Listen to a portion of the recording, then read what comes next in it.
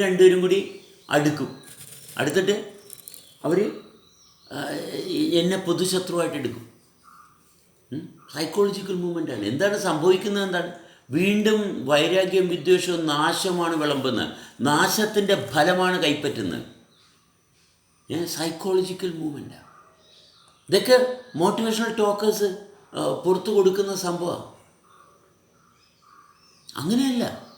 നമ്മൾ സത്യസന്ധമായിട്ട് നമ്മുടെ പ്രവർത്തനം, ജീവൻ്റെ പ്രവർത്തനം സത്യസന്ധമായിരിക്കണം. അല്ലാണ്ട് സൈക്കോളജിക്കൽ മൂവ്മെൻറ്റ് ഒരിക്കലും നമ്മുടെ ജീവിതത്തെ മെച്ചപ്പെടുത്തത്തില്ല. അത് സങ്കല്പത്തിൻ്റെ ഒരു കോട്ടയിൽ ചെറിയ മാറ്റങ്ങൾ ഉണ്ടാക്കുന്നു. അതുമാത്രമേ ഉള്ളൂ. സങ്കല്പത്തിൻ്റെ കോട്ടയിൽ ഉണ്ടാക്കുന്ന മാറ്റങ്ങൾ ഒരിക്കലും ജീവിതത്തിൻ്റെ സവിശേഷത ആകത്തില്ല. ഒരിക്കലും ആകത്തില്ല.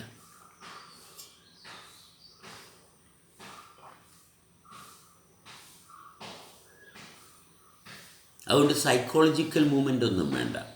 നമുക്ക് ഫിസിക്കൽ എന്നുവെച്ചാൽ നമ്മുടെ ഫിസിയോളജി എന്തോ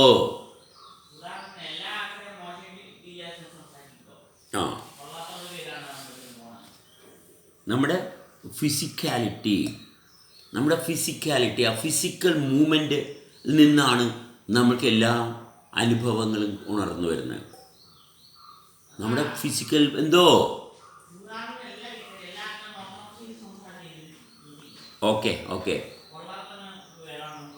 അത് നമ്മുടെ ശരീരത്തിൻ്റെ പ്രവർത്തനത്തെയാണ് നിരീക്ഷിക്കുന്നതെങ്കിൽ അവിടെ നമുക്കൊരു ഫോക്കൽ പോയിൻ്റ് വന്ന് അതിന് മൂല്യമുണ്ട്.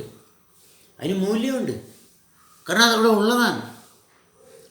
ഉള്ളതാണ്. ഉള്ളിടത്ത് നമ്മൾ പരിശോധിക്കുമ്പോൾ പരിശോധിക്കുന്നവനും പരിശോധിക്കുന്നതും തമ്മിലുള്ള ബന്ധം തുടരുന്നത് കൊണ്ട് നമ്മുടെ മനസ്സിന് സമാധാനം. എന്തുകൊണ്ട് മനസ്സിന് സമാധാനം ഉണ്ടാകുന്നു? എവിടെയാണ് നമ്മുടെ മനസ്സ് പരിശോധിക്കുന്നത്, ആ പരിശോധന തുടരാൻ സാധിക്കുന്നു. ആര് എവിടെ പരിശോധിക്കുന്നു, ആ പരിശോധനയ്ക്ക് യാതൊരു കാരണവശാലും വിള്ളലില്ല. അത് മനസ്സായിക്കോട്ടെ, ഞാനായിക്കോട്ടെ, നമ്മളായിക്കോട്ടെ, എന്തോ ആയിക്കോട്ടെ, ചെയ്യുന്ന പ്രവൃത്തിയിൽ ഉണ്ടെങ്കിൽ അവിടെ കൃത്യത വന്നു. ആവശ്യം എന്താണ്? വ്യക്തതയാണ്, കൃത്യതയാണ് ആവശ്യം. നമ്മുടെ ആവശ്യം അതാണ്. അല്ലാണ്ട് സങ്കല്പത്തിൽ നിന്ന് ഇങ്ങനെ പെരുമാറിയാൽ ഇന്ന റിസൾട്ട് കിട്ടും. നമ്മൾ ഈ മോട്ടിവേഷണൽ ടോക്കേഴ്സ് നമ്മൾ കണ്ടു. അവർ പ്ലാറ്റ്ഫോമിലോട്ട് കയറി കഴിഞ്ഞാൽ ഇവർ ഭയങ്കര ത്രില്ലിങ് ടോക്കാണ്. പക്ഷെ പേഴ്സണലായിട്ട് കണ്ടു കഴിഞ്ഞാൽ നമ്മുടെ ത്രില്ല് മുഴുവനും പോകും. മിക്ക ആൾക്കാരും നമ്മൾ ഈ പറയുന്ന മതപണ്ഡിതന്മാരെല്ലാവരും എടുത്ത് നോക്കിക്കോ, മനസ്സിലായി. അവർക്ക് കൊടുത്തിരിക്കുന്ന സ്ഥാനത്ത് അവർ ഭയങ്കര ഷൈൻ ചെയ്യും. പക്ഷെ പേഴ്സണലായിട്ട് ഇവരുമായിട്ട് അടുത്ത് കഴിഞ്ഞാൽ നമുക്ക് ഭയങ്കര ട്രബിൾസമായിരിക്കും. അവർ ഡിസാസ്റ്റർ ആയിരിക്കും.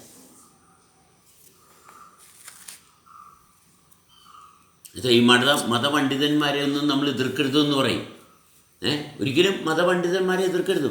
കാരണം അവർ നമ്മുടെ ജീവിതത്തെ തകർത്ത് തരിപ്പണമാക്കി കളയും. മനസ്സിലായോ? അത്രേ അവർ ചെയ്യത്തുള്ളൂ. എന്തുകൊണ്ടാണ്? അവർക്ക് ഒരുപാട് പേരെ മാനിപ്പുലേറ്റ് ചെയ്യുന്നതുകൊണ്ട്. ഒരു മതപണ്ഡിതനെ അല്ലെങ്കിൽ ഈ മതത്തിൻ്റെ തലപ്പൊക്കത്തിരിക്കുന്ന ആൾക്കാരെ ആരെങ്കിലും നമ്മൾ വിരൽ ചൂണ്ടിയാൽ അവരെന്ത് ചെയ്യും? അവരൊന്നും തിരിച്ചു പറയണ്ട. കാരണം അവരവരുടെ കൂട്ടത്തിൽ നിൽക്കുന്ന ആൾക്കാരോട് പറഞ്ഞാൽ മതി. മനസ്സിലായി? അവർ 8ൻ്റെ പണി നമുക്ക് തരും. നമ്മളെ ഒറ്റപ്പെടുത്തും, നമ്മളെ മാനസികമായിട്ട് ടോർച്ചർ ചെയ്യും. അതേ ഇവരെ കൊണ്ട് നടക്കത്തുള്ളൂ. പക്ഷേ ഇവരിതൊന്നും ചെയ്യത്തില്ല. ഇവരെല്ലാം മൗനത്തിൽ ചിരിച്ചുകൊണ്ടിരിക്കുന്ന ഭാഗം. കാരണം അവർക്കറിയാം, പണി തരാനറിയാം. അവർക്ക് നന്നായിട്ട് പണി തരാൻ. അതുകൊണ്ട് ഇവർ തന്നെ എഴുതി വെച്ചിട്ടുണ്ട്, മതപുരോഹിതന്മാരെ എന്തെങ്കിലും കാരണവശാൽ ആക്ഷേപിച്ചാൽ നിങ്ങൾക്ക് കഷ്ടകാലം വരും. അവരെ ആക്ഷേപിച്ചാൽ നിങ്ങൾ രക്ഷപ്പെടുകയാണ് വേണ്ടത്. മനസ്സിലായി? അവർ പുരോഗതിയാണ്. പുരോഹിതനാണെങ്കിൽ, പുരോഗതി ഹിതമാക്കിയിട്ടുള്ളവനാണെങ്കിൽ നമ്മൾ ചീത്ത പറഞ്ഞാൽ അയാൾ ചീത്ത പറഞ്ഞാൽ അയാൾ അതിനെ നേർവഴിക്കാക്കി തരണം. അയാൾ നേർവഴിക്കാക്കി തരണം. അതാണ് വേണ്ടത്. അല്ലാതെ നമ്മുടെ ജീവിതം കുട്ടിച്ചോറാക്കുകയല്ല വേണ്ടത്. എവിടെയും ശ്രദ്ധിച്ച് നോക്കിയാൽ മതി. നമ്മൾ നേരിട്ട് എന്തെങ്കിലും പറഞ്ഞാൽ അയാൾ ചെയ്ത തെറ്റാണെന്ന് എന്തായാലും പറഞ്ഞു കഴിഞ്ഞാൽ അത് ഉറപ്പിക്കും അയാൾ എങ്ങനെ ഉറപ്പിക്കും? നമ്മുടെ ജീവിതത്തിൽ എല്ലാവിധത്തിലുള്ള കഷ്ടകാലങ്ങളും നമ്മൾ മറ്റൊരാളുടെ തെറ്റ് ചൂണ്ടിക്കാണിക്കുമ്പോൾ, മറ്റൊരാളുടെ തെറ്റ് ഒരാൾ ചൂണ്ടിക്കാണിക്കുമ്പോൾ ആ തെറ്റ് കാണിക്കുന്നത് നമുക്ക് കിട്ടിയ ഏറ്റവും വലിയൊരു അനുഗ്രഹമല്ലേ? അപ്പോൾ എൻ്റെ ഒരു തെറ്റ് പറയുന്നു, എൻ്റെ ഏറ്റവും വലിയ ബ്ലെസ്സിങ് അല്ലേ? മറ്റൊരാൾ കണ്ടെത്തി എൻ്റെ മിസ്റ്റേക്കാണെന്ന് ഞാൻ എങ്ങനെ അറിയാം? ഞാൻ അസ്വസ്ഥനാകുന്നുണ്ടോ? ഓക്കെ, അതെൻ്റെ തെറ്റ് തന്നെയാണ്. ഞാൻ അസ്വസ്ഥനാകുന്നില്ലെങ്കിൽ ഒരു കുഴപ്പമില്ല.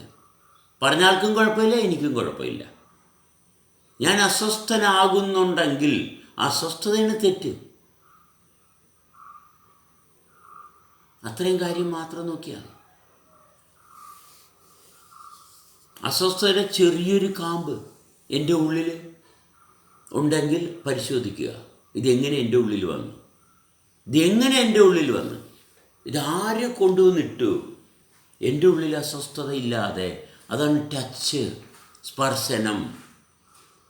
സ്പർശിക്കുമ്പോൾ വളരെ മനോഹരമായിട്ട് സ്പർശിക്കണം. ആ സ്പർശനത്തെ ശാശ്വതമായിട്ട് നമുക്ക് കൊണ്ടുപോകാൻ സാധിക്കണം. നമ്മുടെ അനുഭവ തലങ്ങളെ നമ്മൾ നിരന്തരമായിട്ട് പ്രകാശം കൊണ്ട്, ശബ്ദം കൊണ്ട്, ശ്വാസം കൊണ്ടൊക്കെ സ്പർശിക്കുകയാണ് ചെയ്യുന്നത്. ഇതെല്ലാം സ്പർശനമാണ്. അപ്പോൾ വളരെ വൃത്തിയുള്ള ശരീരം ഉണ്ടെങ്കിൽ മാത്രമേ ഈ പറയുന്ന അതീന്ദ്ര ജ്ഞാനം നമുക്ക് ലഭ്യമാകത്തുള്ളൂ. വൃത്തിയുള്ള ശരീരം വേണം. അതുകൊണ്ടാണ് പ്രവൃത്തി എപ്പോഴും ശ്രദ്ധിക്കണം, ഫലമിച്ഛിക്കരുത്. എന്തിനാണ് ഫലമിച്ഛിക്കരുത് എന്ന് പറയുന്നത്? നമ്മളെ സ്പർശനത്തെ അറിയാനാണ്. അവിടെ കൊണ്ടുവന്ന് നമ്മൾ ആഗ്രഹങ്ങൾ വെക്കണം, എനിക്ക് അത് കിട്ടണം, ഇത് കിട്ടണം. അപ്പോൾ എൻ്റെ സ്പർശനമെല്ലാം ആ വിഗ്രഹത്തിലായി, ഫോക്കസ് അവിടെയായി. അതുകൊണ്ട് എനിക്ക് അനുഭവത്തിൽ തുടരാൻ പറ്റാതെയായി. നോക്കണം, അപകടം മനസ്സിലാക്കണം. ആ ഡയമണ്ട് നെക്ലസ് സൂപ്പറാണ്. എങ്ങനെയാണ് നമ്മൾക്ക് ഇതിങ്ങനെ സാധിക്കുന്നത്? ഒരു ഡയമണ്ട് നെക്ലസ് അത് സൂപ്പറാണെന്ന് നമുക്ക് എങ്ങനെ തോന്നലുണ്ടായി? നമ്മൾ നോക്കണം, എന്താണ് ഈ ഡയമണ്ടിനെ കാണുമ്പോൾ നമുക്ക് അട്രാക്ഷൻ തോന്നുന്നത്? കാരണം അതിൽ തിളക്കം, വെളിച്ചം. എന്താണ് അതിലൊരു തിളക്കം? ഈ ലൈറ്റിൻ്റെ ഗ്ലിറ്റർ കാണുമ്പോൾ നമുക്ക് ആകർഷണീയമായിട്ട് തോന്നുന്നു. എന്താണ് നമ്മളിൽ എന്താ സംഭവിക്കുന്നത്? നമ്മുടെ ഉള്ളിലെ വെളിച്ചം കെട്ടിരിക്കുകയാണ്. അതുകൊണ്ടാണ് നമുക്കിത് അട്രാക്ഷനായിട്ട് തോന്നുന്നത്. അത് വേറെ ഒന്നുമല്ല. ഇതിലൊന്നും ഒരു കഥയില്ല. നമ്മളെ ബാഹ്യമായിട്ട് അട്രാക്റ്റ് ചെയ്യുന്ന എല്ലാ സംഭവങ്ങളും നമ്മളിൽ ഏത് വിധത്തിലുള്ള മാറ്റങ്ങളാണ് ഉണ്ടാക്കുന്നതെന്ന് പരിശോധിച്ചാൽ കൃത്യമായിട്ട് കാണാൻ പറ്റും നമ്മൾ സഫർ ചെയ്യുന്ന ഭാഗം. അതുകൊണ്ടാണ് എപ്പോഴും എടുത്തു പറയുന്നത്, സുന്ദരിയായ ഒരു പെണ്ണ്. ഇന്ന് നമുക്കറിയാം, നമ്മുടെ സൊസൈറ്റിയിൽ സ്ത്രീയുടെ ശരീരത്തെ ഏതെല്ലാം വിധത്തിലാണ് പ്രദർശിപ്പിച്ച് കാശുണ്ടാക്കുന്നത്. സ്ത്രീയുടെ ശരീരത്തെ പ്രദർശിപ്പിച്ച് കാശുണ്ടാക്കുന്ന ലോകം. അവിടെ മനുഷ്യന് സംസ്കാരമില്ല. ഇവിടുത്തെ മതവും വിശ്വാസവും നന്മയെല്ലാം പരാജയമാണെന്നുള്ളതിൻ്റെ ഏറ്റവും വലിയ സൂചനയാണ് ഒരു സിനിമാ പോസ്റ്റർ കണ്ടാൽ മതി. അല്ലേ? ഒരു സിനിമാ പോസ്റ്റർ കണ്ടാൽ മതി നമ്മുടെ സമൂഹത്തിൽ നന്മയില്ലെന്നുള്ളതിൻ്റെ ഏറ്റവും വലിയ തെളിവാണ്. നമ്മുടെ അമ്മയുടെയും സഹോദരിയുടെയും ശരീരമല്ലേ ഈ നഗ്നമായിട്ട് പ്രദർശിപ്പിക്കുന്ന? ഇത് എന്ത് കാര്യത്തിനാണ്? ഇത് ആർക്ക് വേണ്ടിയിട്ടാണ്? അപ്പോൾ ശരീരത്തെ തന്നെയാണ് ഇപ്പോഴും കച്ചവടം ചെയ്യുന്നത്. ഇത് അടിമത്തമാണ്. എബ്രഹാം ലിങ്കൺ സ്ലേവറി അബോളിഷ് ചെയ്ത്. പക്ഷേ അടിമത്തം വ്യത്യസ്തമായിട്ടുള്ള രൂപത്തിൽ ഇവിടെ എല്ലാവരുടെയും ലോകത്തിൻ്റെ എല്ലാ ഭാഗത്തും കടന്നു വന്നെന്നുള്ളതാണ്. അബ്രഹാം ലിങ്കൺ അബോളിഷ്ഡ് സ്ലേവറി എന്നാണ് പറഞ്ഞത്. But slavery is in disguise now. അടിമത്തം ഇന്ന് വേഷം കെട്ടി എല്ലായിടത്തും വിളയാടുകയാണ്.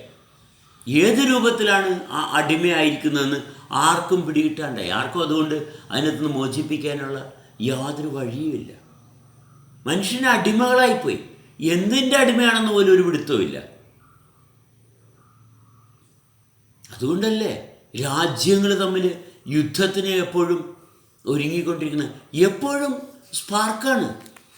എപ്പോഴും രാജ്യങ്ങൾ തമ്മിൽ വൻ ചർച്ചകൾ നടന്നുകൊണ്ടിരിക്കുക. എന്തിനു വേണ്ടിയിട്ടാണ്? കാരണം അവർ ശ്രദ്ധിക്കേണ്ടത് ശ്രദ്ധിക്കാൻ പറ്റുന്നില്ല. ശ്രദ്ധയുണ്ട്. ആ ശ്രദ്ധ കൊണ്ട് വേണ്ടാത്ത കാര്യങ്ങളാണ് ശ്രദ്ധിക്കുന്നത്. എന്തുകൊണ്ടാണ് ശ്രദ്ധിക്കേണ്ടത്? ഈ പറയുന്ന സ്ത്രീയുടെ നഗ്നത പ്രദർശിപ്പിക്കേണ്ടി വരുന്നത് അവനിലുള്ള സവിശേഷത ശ്രദ്ധിക്കാൻ അവന് പറ്റാത്ത കൊണ്ടാണ്. അവനെ സ്വാധീനിക്കാനായിട്ട് മറ്റുള്ളൊരു തീരുമാനം എടുക്കാനുള്ള കാരണം അതാണ്. അവനെ സ്വാധീനിക്കത്തക്ക വിധത്തിലുള്ള ചിത്രീകരണം ഇവിടെ വരാനുള്ള കാരണം എന്താണ്? കാരണം ഇവന് എവിടെയാണ് ശ്രദ്ധിക്കേണ്ടതെന്ന് യാതൊരു പിടുത്തമില്ലാതെയായി. അപ്പോഴാണ് ഇവൻ്റെ മുമ്പിലോട്ട് ഈ മോട്ടിവേഷണൽ ടോക്കേഴ്സും ഈ പറയുന്ന പ്രദർശിപ്പിക്കുന്ന എല്ലാ താല്പര്യങ്ങളും ഓരോരുത്തരും ജനിക്കുന്നത്. അല്ലെങ്കിൽ ഇങ്ങനൊരു ഭാഗം ഉണ്ടാകത്തില്ല. നമ്മൾ ശ്രദ്ധിക്കേണ്ടത് ശ്രദ്ധിച്ചിരുന്നാൽ ഇങ്ങനെയുള്ള അനാവശ്യമായിട്ടുള്ള യാതൊന്നും നമ്മുടെ മാർക്കറ്റിൽ വരത്തില്ല. അപ്പം നമ്മുടെ മാർക്കറ്റിൽ ഇങ്ങനെയുള്ള അശ്ലീലങ്ങളൊക്കെ വരുന്നുണ്ടെങ്കിൽ അതിൻ്റെ ഉത്തരവാദിത്വം അതിൻ്റെ ഉത്തരവാദിത്വം ഓരോരുത്തരും സ്വയം ഏറ്റെടുക്കണം. ഞാനാണോ ഇതിന് കാരണം? അത്ര മാത്രമേ ഉള്ളൂ ഇതിന് പരിഹാരം. അല്ലാതെ നിങ്ങളിതൊന്നും പ്രദർശിപ്പിക്കരുതും എന്ന് പറഞ്ഞു പോകുന്നതല്ല. മദ്യമുണ്ട്, അതെ, മയക്കുമരുന്നുണ്ട്, ഇതൊക്കെ അബോളിഷ് ചെയ്യണം അല്ല, ഒക്കെ അവിടെ ഉണ്ട്. ഇതെല്ലാം ഇവിടെ ഉള്ളതാ. കഞ്ചാവ് നിർത്തലാക്കാൻ പറ്റുമോ? അത് ഭൂമിയിൽ നിന്ന് ഇങ്ങനെ കിളുത്തു വരുന്ന എല്ലാ സാധനങ്ങളും എല്ലാം ഇവിടെ ഉള്ളതാണ്. അപ്പം നമ്മളുമുണ്ട്. ഇതെല്ലാം ഇവിടെ ഉള്ളതാണ്. അതിൻ്റെ കൂട്ടത്തിൽ നമ്മളുമുണ്ട്. ഇതിൽ ഏതിനാണ് മുൻതൂക്കം? ഞാനുണ്ടെന്നുള്ളതിനല്ലേ മുൻതൂക്കം വരേണ്ടത്? അല്ലാതെ മെറ്റതുള്ളത് എന്നുള്ളതിന് അതിനാണോ മുൻതൂക്കം?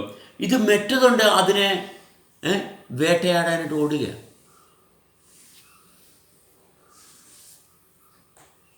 മരുഭൂമിയിൽ സ്വർണത്തിൻ്റെ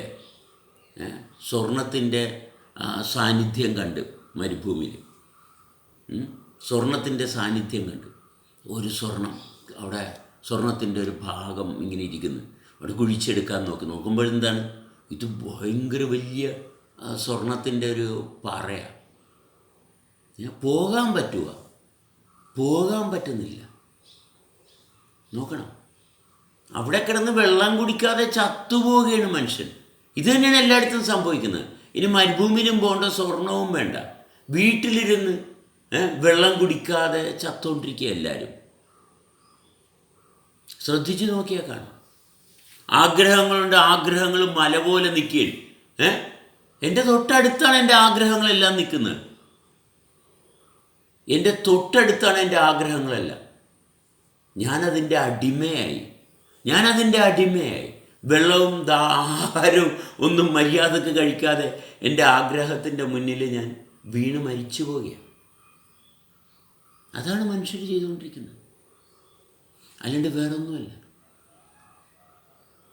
നമ്മൾ തന്നെ ഉണ്ടാക്കുന്ന ആഗ്രഹത്തിൻ്റെ മുമ്പിൽ നമ്മൾ മൂക്കും കുത്തി കിടന്ന് കഷ്ടപ്പെടുകയാണ്. ഇതാണ് അടിമത്തം. നമ്മളെ വൃത്തിയാക്കുമ്പോൾ ഈ ആഗ്രഹങ്ങളൊക്കെ അപ്രത്യക്ഷമാകും. ഇതെല്ലാം ടച്ചാണ്, വ്യത്യസ്തമായിട്ടുള്ള രീതിയിലെ ടച്ചുകളാണ്. ആഗ്രഹം ഇന്നതാണെന്നെങ്കിലും അറിയാം, ഓക്കെ, ഒരു ദൈവാനുഗ്രഹം. ആഗ്രഹം എന്താണെന്ന് അറിയത്തില്ല, അലഞ്ഞു തിരിഞ്ഞ് കിടക്കുന്നു അല്ലേ? ഞാൻ സ്പിരിച്വൽ സീക്കറാണ്. ചില ആൾക്കാർ സ്പിരിച്വൽ സീക്കറാണെന്ന് പറഞ്ഞ് ലോകം മുഴുവനും കറങ്ങിടക്കും. ലോകം മുഴുവനും കറങ്ങിടക്കും. സ്പിരിച്വൽ സീക്കറാണെന്നാണ്. സ്പിരിച്വൽ സീക്കർ എന്ന് പറയുമ്പോൾ വാട്ട് ഈസ് സ്പിരിച്വാലിറ്റി? ഈ കണ്ണുകൊണ്ടും ചുറ്റുപാടും കാണുന്ന കാര്യങ്ങളിൽ നിന്നെല്ലാം ഭേദിച്ച് എന്നെ വേർതിരിച്ചറിയുന്നതാണ് സ്പിരിച്വാലിറ്റി. അതിന് എവിടെയാണ് പോകേണ്ടത്? എങ്ങും പോകണ്ട. അത് ചെയ്യുന്ന പ്രവൃത്തി സത്യസന്ധമായിട്ട് ചെയ്താൽ മാത്രം മതി. സ്പിരിച്വാലിറ്റി എന്ന് പറയുന്നത് നമ്മുടെ എസൻസ്, ആ എസൻസായിട്ട് വേർതിരിച്ചറിയുന്നതാണ് സ്പിരിച്വാലിറ്റി. അതിന് കാവ്യ വസ്ത്രമെടുത്ത് ധരിക്കുകയോ രുദ്രാക്ഷമണിയോ പള്ളിയിൽ പോവുകയോ 4-5 നേരം നിസ്കരിക്കുകയോ ഒന്നും ചെയ്താലൊന്നും സ്പിരിച്വാലിറ്റി ആകത്തില്ല. സ്പിരിച്വാലിറ്റി എന്ന് പറയുന്നത് നിരന്തരമായിട്ട് നമ്മളെ ചലിപ്പിക്കുന്ന ശക്തിയെ നേരിട്ട് അറിയുന്നതാണ് സ്പിരിച്വാലിറ്റി. ഇവിടെയുള്ളതെല്ലാം ഉണ്ട്, പക്ഷെ അതൊന്നുമല്ല ഞാനാകാനുള്ള കാരണം. അതറിയുന്നതാണ് സ്പിരിച്വാലിറ്റി. ഇവിടെ ഉള്ളതെല്ലാം ഉണ്ട്, അതെല്ലാം ഉള്ളപ്പോഴും ഞാൻ നിലനിൽക്കുന്നു.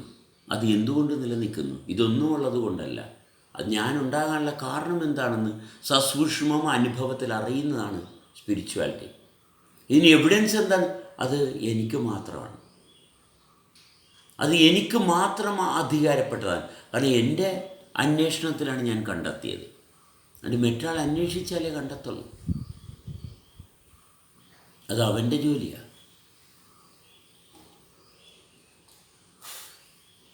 സംഭവം ഭയങ്കര സൂപ്പറാണ്.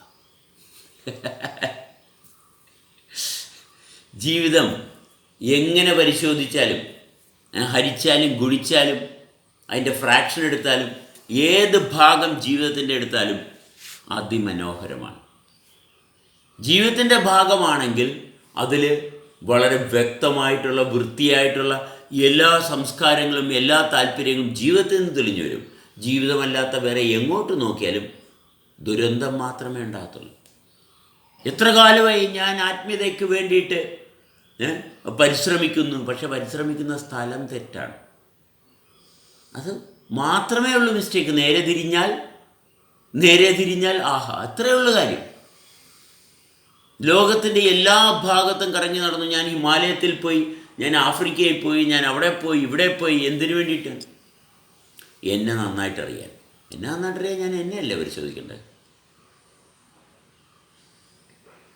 ഞാൻ അവരെ കണ്ടു, ഇവരെ കണ്ടു. എന്നെ നന്നായിട്ടറിയാൻ ഞാൻ എന്നെ കണ്ടാൽ പോരെ? എന്നെ നന്നായിട്ടറിയാൻ ഞാൻ എന്നെ കണ്ടാൽ മതി. എന്നെയാണ് പരിശോധിക്കേണ്ടത്. എൻ്റെ ജീവിതം മെച്ചപ്പെടാൻ ജീവൻ്റെ സ്പന്ദനം എവിടെയാണുള്ളത് അവിടെയാണ് ശ്രദ്ധിക്കേണ്ടത്. നാട്ടുകാർ ഞാൻ നല്ലതാണെന്ന് പറഞ്ഞ്, വീട്ടുകാർ നല്ലതാണെന്ന് പറഞ്ഞ്, പക്ഷേ എനിക്ക് ഞാൻ നന്നാകണ്ടേ? നാട്ടുകാരുടെയും വീട്ടുകാരുടെയും എല്ലാവരുടെയും അംഗീകാരം കിട്ടി. ഓ, ആ മനുഷ്യൻ വളരെ ശ്രേഷ്ഠനായിട്ടുള്ള മനുഷ്യനാണ്. പക്ഷെ എനിക്ക് തോന്നുന്നുണ്ടേ, ഇവിടെയാണ് ഇതിൻ്റെ ഏറ്റവും വലിയ പ്രശ്നം കിടക്കുന്നത്. വളർന്നു വരുമ്പോൾ, ഒരു കുട്ടി വളർന്നു വരുമ്പോൾ തന്നെ ഓ, ഇവന് ഭയങ്കര പാട്ട് പാടാനുള്ള കഴിവുണ്ട് കേട്ടാ, ഇവൻ കണക്കിന് അഗ്രഗണ്യനാണ് കേട്ടാ. ആണ് ഇവൻ, ഞാൻ കണക്കിന് അഗ്രഗണ്യനാണ്. വേറൊന്നും ഇവൻ അറിയേണ്ട കാര്യമില്ല. ഇവിടെ സംഭവിക്കുന്നത് എന്താണ്? ഇവനിൽ ഒരു തിലകം ചാർത്തി. എന്താണ്? ഇവൻ ഇന്ന കാര്യത്തിന് മിടുക്കനാണ്, ഇവൻ ഇന്ന കാര്യത്തിന് മിടുക്ക. പിന്നെ ഇവൻ ഈ മിടുക്ക് തെളിയിക്കാൻ വേണ്ടി ഇവൻ്റെ ജീവിതം നഷ്ടപ്പെടുത്തി, നശിപ്പിച്ച്. ഒരു കൊച്ചു പെൺകുട്ടി പാട്ട് പാടാൻ വളരെ മിടുക്കിയ കൊച്ചു പെൺകുട്ടിയാണ്. 5-6 വയസ്സേ ഉള്ളൂ. ഇവളെ പിടിച്ച് ലോകപ്രസിദ്ധമാക്കി. 5-6 വയസ്സേ ഉള്ളേ. കുട്ടിയുടെ അവസ്ഥ ഒന്ന് നോക്കണേ.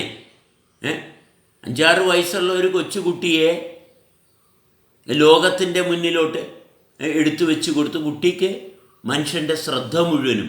ഈ കുട്ടിക്ക് ഈ ശ്രദ്ധ താങ്ങാനുള്ള കഴിവുണ്ടോ? ഇല്ല. ആ കുട്ടിയുടെ മാനസികാവസ്ഥ അവിടെ കൊണ്ട് അറസ്റ്റായി.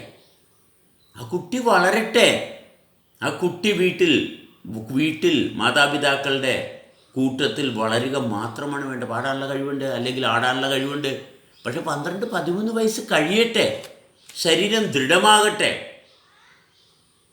ശരീരത്തിലെ എല്ലാവരുടെയും സ്പർശനത്തെ എല്ലാവരും നോക്കുമ്പോൾ സ്പർശനമാണ്. അതിനെ കൈകാര്യം ചെയ്യാനുള്ള പ്രാപ്തി കിട്ടട്ടെ. ഇതാ പ്രാപ്തി കിട്ടുന്നതിന് മുമ്പ് പ്രസിദ്ധി നേടാൻ ലോകപ്രസിദ്ധി നേടി. പക്ഷേ ജീവൻ്റെ ഭാഗത്ത് പ്രസിദ്ധി ഇല്ലെങ്കിൽ പോയില്ല.